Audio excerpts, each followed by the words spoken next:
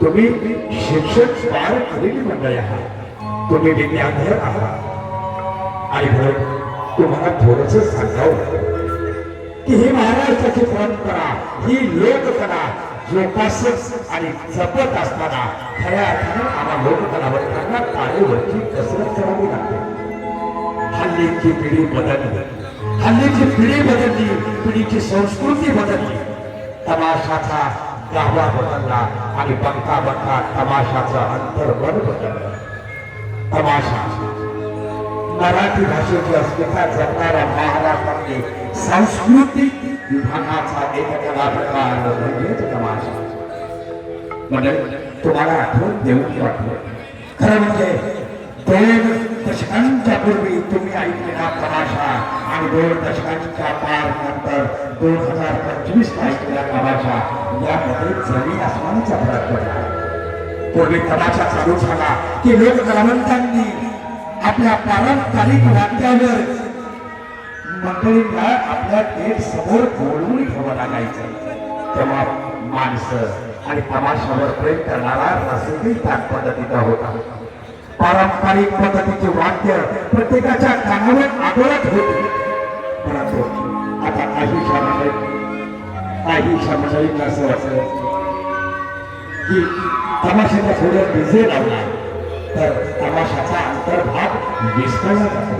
परंतु रसिकाची मागणी तशी कलावंताची पुरवली आणि म्हणून आम्ही आपल्या समोर सादर करतो आमच्या कंपनीतील शोभा आणि कुटुंबा यांची बळाभेट.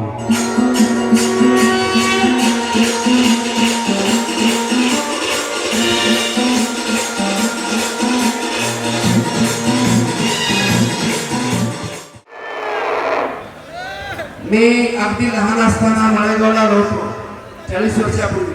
तेव्हाही हरिभाऊ घोडे इथं आले होते. आज 25 ते 30 वर्षाचा प्रवास पुढे आल्यानंतरही हरिभाऊ बडे इथं आहे.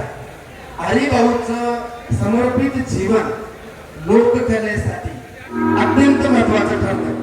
दुसरा मुद्दा, आता जे गीत झालं या गीतामधून एक तर परंपरा जपल्या गेली, दुसरा मुद्दा प्रबोधनाचं अत्यंत महत्वाचं काम या ठिकाणी झालं.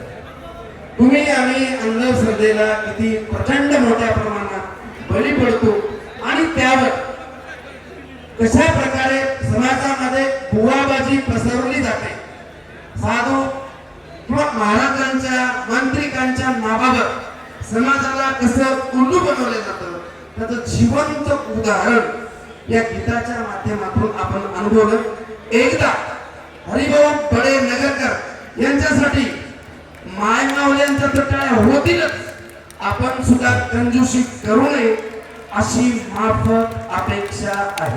मायमावल्यांनो टाळ्या वाजवा. पैसे मी अजिबात मागत नाही.